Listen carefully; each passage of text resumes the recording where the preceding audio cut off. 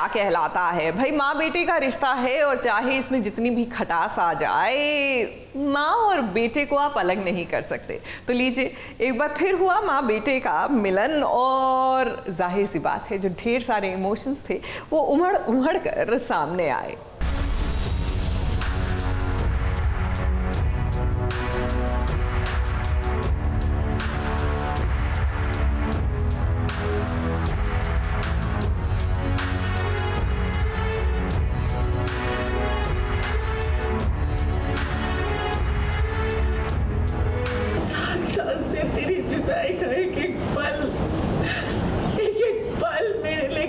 भारी पड़ा है, तब अपनी इस माँ से और कितना भार उठवाएगा अरमान। एक बेटे की माँ की आंखों में फक्र रहता है, लेकिन 7 साल से तुम्हारी आंखों में आंसू रहे हैं और उसकी देन ये तुम्हारा बेटा है। जाओ, अरमान को माँ से मिलने दीजिए दादी साहब। क्यों?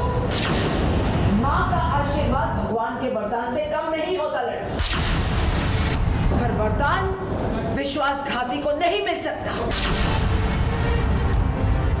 एक माँ की ममता के आगे तो भगवान भी झुकता है। यहाँ तो सिर्फ दादी सा है जो विद्या को अरमान से मिलने के लिए रोक रही हैं। नहीं पता था। क्या नहीं पता था?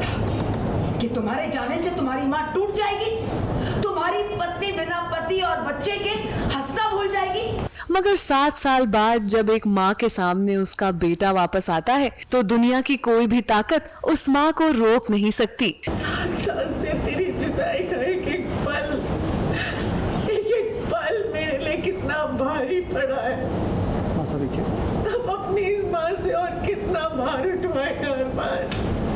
सीरियल ये रिश्ता क्या कहलाता है में फिलहाल हर कोई भावुक हो गया है। अरमान अपनी माँ विद्या से मिलने 7 साल बाद लौटा है और ये विद्या के लिए एक बहुत ही इमोशनल मोमेंट है।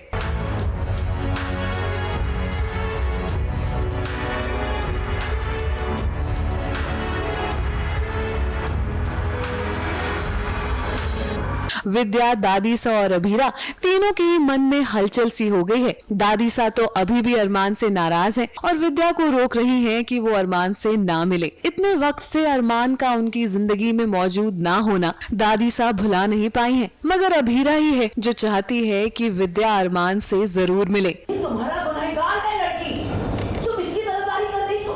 फिलहाल ये बस अपनी माँ का बेटा है दादी साहब, और एक माँ को अपने बच्चे से अलग होते हुए मैं तो नहीं देख सकती। फाइनली अरमान जो है वो 7 साल के बाद हमें मिलने आता है और वो इसीलिए आता है क्योंकि मैं मना कर देती हूँ। मेरी आंखें जो हैं वो कमज़ोर हो रही हैं एंड मैं मना कर देती हूँ और मुझे सब कुछ उल्टा पुल्टा दिखने लग गया है। मैं गलत दवाई डाल देती हूँ आँखों में, जिसकी वजह से मुझे अस्पताल जाना पड़ता है। वहाँ पर पता चलता है कि डॉक्टर बोलती है इनका सर्जरी करनी पड़ेगी। और यहाँ पर मैं देखती हूँ कि कैसे अभीरा ही बोलती है कि मिलने दो माँ को अरमान से, अरमान को मिलने दो माँ से। और मासा बोलती है कि क्यों ये लड़का चला गया था, ये कोई इनका बेटा नहीं है। मुझे बोलती है विद्या ये तुम्हारा थोड़ा ना बेटा है जो तुम बेटा बेटा कह रही हो, कहाँ था ये 7 साल से। जिंदगी में जब आपको किसी की जरूरत पड़ती है और वो इंसान तब मौजूद ना हो तो ये बात दिल में घर कर जाती है। विद्या की आंखें अब कमजोर हो गई हैं और उन्हें कुछ भी ठीक से दिखाई नहीं देता। ऐसे में उनकी सर्जरी होना जरूरी है, मगर विद्या ने तो जिद पकड़ ली थी कि बिना अपने बेटे अरमान से मिले वो इस सर्जरी के लिए हाँ नहीं कहेंगी। अब जब अरमान वापस आया है तो अभीरा भी चाहती है कि उनका इलाज ठीक से हो जाए ताकि वो दोबारा से सब कुछ ठीक से देखने लगे। ऐसे में दादी सा की नाराजगी भी हम समझते हैं। 7 सालों से इस परिवार के साथ क्या हुआ अरमान को इसका कोई अंदाजा भी नहीं है और अब जब वो वापस लौट कर आया है तो उसे सब कुछ बदला बदला सा लग रहा है। पूकी को लेकर भी वो गिल्ट है उसके अंदर, बिकॉज हमें तो पता ही नहीं कि पूकी उसके साथ है, मायरा ही पूकी है, सिर्फ मासा को पता है, अभीरा और विद्या को नहीं पता। फिलहाल हर किसी के मन में एक हलचल सी है। अब देखना ये है कि क्या अरमान का यहाँ मौजूद होना चीजों को बदल सकता है। अरमान को भी इस बात का गिल्ट है कि इतने वक्त से वो अपने परिवार से दूर हैं और उनकी गैर मौजूदगी में इस परिवार ने कैसे वक्त गुजारा है। मगर देखना तो ये है कि जब अभीरा को पता चलेगा कि पूकी अरमान के साथ है तो उन्हें कैसा लगेगा। ABP news report.